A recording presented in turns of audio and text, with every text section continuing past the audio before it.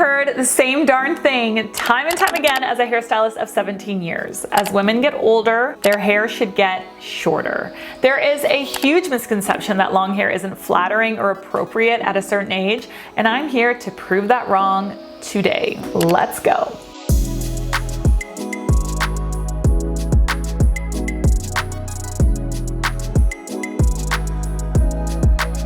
There are so many reasons why women tend to go shorter with their hair as they get older, and truthfully, it isn't only because of the stereotype that older women shouldn't have long hair, although I really do feel like that is one of the big reasons. It's something that I've heard in my chair many times. It really is something that people actually think in society and that we kind of tell each other, but it really isn't the only reason, okay? So another reason is because our hair, our face, our skin changes as we age, and we try to compensate for those changes by doing what we feel is the right thing to do. So long hair can start looking very unflattering to us as we get older, and this is why. So as our skin loses elasticity, we also simultaneously lose volume. When we lose volume, we get fine lines and wrinkles, and over time, those fine lines and wrinkles become deeper and more pronounced lines and wrinkles.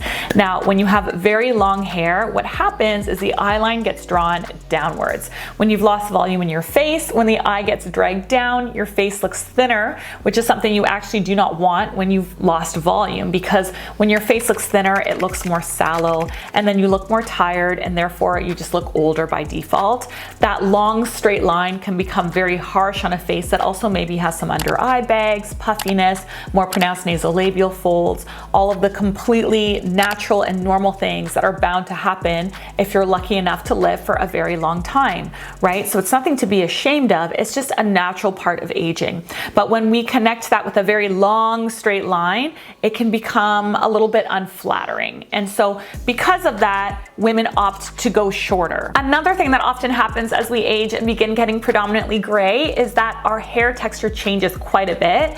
It can get drier, it can get harder to manage, it can become a little bit more wiry, and it can also get a lot thinner as well. It's only natural, right, that many women want to go shorter to make their hair look thicker, because shorter hair looks thicker if it's thinned out, or just to have it be more manageable since you have to deal with less of it when it's shorter. Because of all of these reasons, it's completely understandable why so many people do go shorter as they get older, but I'm here to tell you that that is not the only solution. If you have long hair, you've always had long hair, or you've just grown it out and it took you forever, because it just takes forever to grow your hair out, but now you're not feeling like it's super flattering, I'm going to show you a haircut that is going to transform your lifeless hair into hair that turns heads everywhere you go.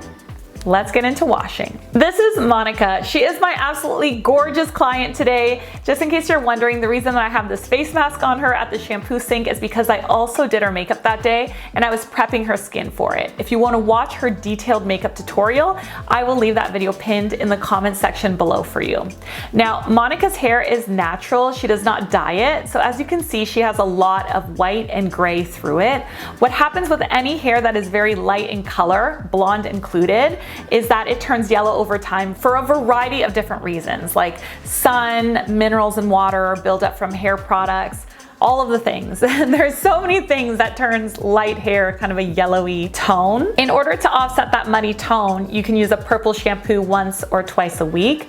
Purple and yellow are opposite colors on the color wheel, making them complementary tones, which basically means that they completely neutralize and cancel one another out. Essentially what it does is it turns yellowy white hair into a very cool, icy color. You'll see that in a minute. It's really cool. For her purple shampoo, I am using the anti-yellow shampoo by the company LADOR, and it's absolutely phenomenal. It's an extremely powerful purple shampoo, so if you need one or you find that the one you're currently using really isn't doing anything for you, then I definitely recommend getting this one. After that, I applied a really hydrating treatment mask on her hair. I let it sink in for 5 minutes, and then I was ready to cut.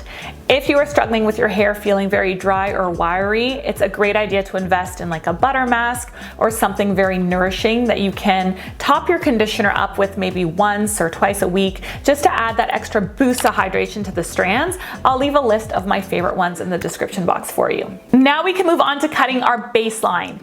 Even if you have very long hair, it is so important to make sure that your baseline is nice and strong.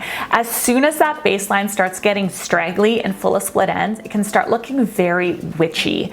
Do not be tempted to hold on to length that is not servicing you, length that is doing nothing for you. Holding on to that type of length will just make your hair look thinner, but it's not actually gonna make your hair look any longer. Cut off the stuff that's dead. I know that sometimes when we grow our hair out, it takes forever and you like are so committed to holding on to it. Don't do that. Trust me, don't do that. It doesn't make your hair look longer. It just makes your hair look worse. It just does, okay? I've seen it a bajillion times in the salon. Monica let me know that she prefers it when her hair has like a U shape at the back. She doesn't like it very, very straight at the back.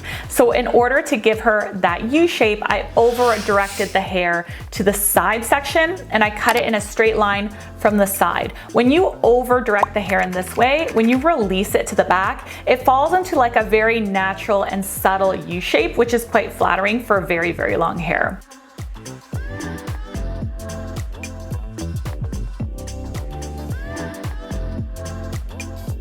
Now, here's where the magic happens in this long haircut. It all happens in the layers. When you add a lot of layers, you do a few things. You give the hair loads of movement, which in turn leads to a ton of volume, which then gives more width to the hair. When you break up that really long, kind of drag down line with movement and width, it gives the illusion that there is more width in the face as well, right? And width equals volume and volume equals youthfulness. It's as simple as that. You're essentially using hair to contour. You're using like a contouring technique with your hair, which is really, really, really cool.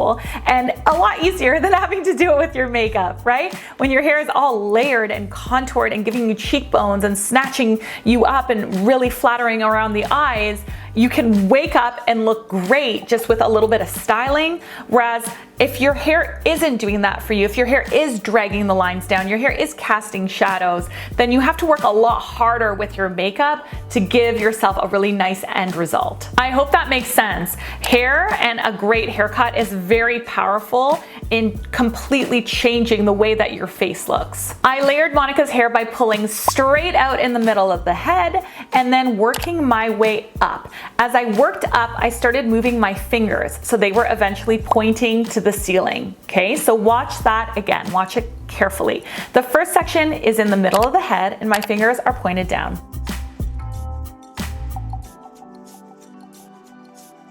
The second section, my fingers start angling more.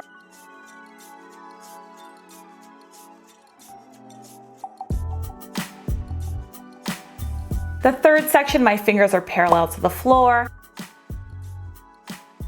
And that last section, so that top layer, my fingers are angling towards the ceiling.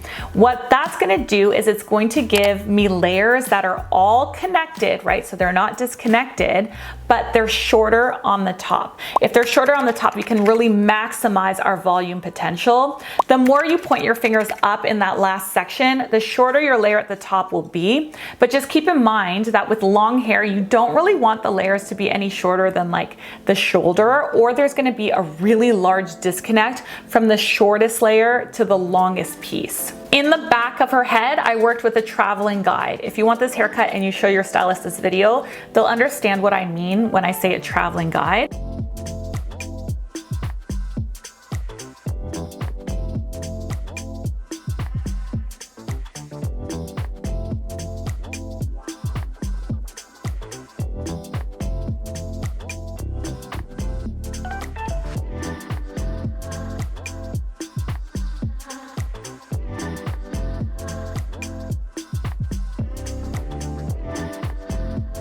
On the sides, I always over direct everything back to avoid cutting any holes in the baseline at the front, because the hair at the front is thinner than at the back, since the hair at the back starts at the nape, right? The hair at the back starts lower than the hair at the front. So if you cut everything in the front the way you did in the back, you're at risk of cutting some holes and thinning the baseline at the front too much. So to get around that, you're just gonna cut in the same angling technique, but you're gonna over direct everything back to save some length. Okay, now let's get into some really detailed face framing, which is my favorite part of this entire haircut and what's really going to give that contouring effect to the face that I keep talking about. So you want to take both sides from the top of the head to the back of the ear, and you're going to subsection the back of the hair away so it doesn't interfere at all with the front cut. So Monica told me in her consult that she parts her hair in all different ways. So I'm going to use a middle part to keep everything super symmetrical for her so she can flip her part around.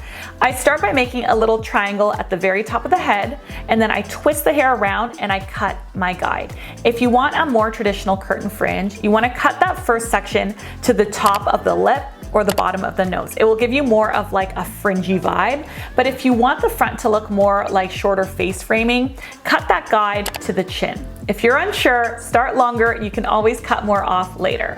Now that I have that first section cut, I'm gonna slice another section of that front panel, and I'm gonna connect it by slide cutting, starting at the shorter layer and working my way down. Then I'm gonna grab another smaller section and I'm gonna do the same thing. I'm working section by section until I finish that entire first side. So watch it again on the other side. I'm gonna take a little section, I'm gonna add it to that first guide, and I'm gonna slide my fingers down to connect it. Then I'm taking another section and connecting it as well. Then another section and connecting that as I work all the way through that side section until it's all blended down into a face frame. When I am done slide cutting, I always go back and I check it with my fingers and I point cut anything that isn't lining up where I want it to line up. If you want to cross check your work to make sure that it is even and well cut, you can do this by actually combing all the hair forward and making sure that it's all lining up properly and just snipping off anything that hasn't fallen in line. This week I actually just launched a video cutting my own face framing layers on myself in the exact same way. I cut these curtain bangs that I wear in the middle. Sometimes I wear it on the sides, I flip it around, and I also blended it into a face frame in the identical way that I cut Monica's. So if you want more detailed information on doing this yourself, I really recommend watching that video next. It will help you conceptualize how to hold your hands when you're doing it to your own face, right? It's a little bit different when you're doing it on yourself than when you're doing it on a client. But if you are looking for your hairstylist to do this for you, then this is a great video to show them because they'll be able to understand quite quickly what I'm doing and why I did it that way, and then they can do that for you. Here's Monica's hair when she first stepped into the studio, and here it is after being cut and blown out. As you can see, it is super versatile. She can wear it in a middle part or on either side parts. She has loads of layering in the back, but it's all still connected. The face framing does an amazing job of contouring her face and giving her an incredibly youthful glow. And if she wants to throw it up, she also has some soft pieces that can fall and frame her face. What do you guys think? Do you like it? I absolutely love this haircut so much. If you are interested in watching a detailed guide on Monica's makeup look that she's wearing in the after shot, then you should check out this video next because this one's over.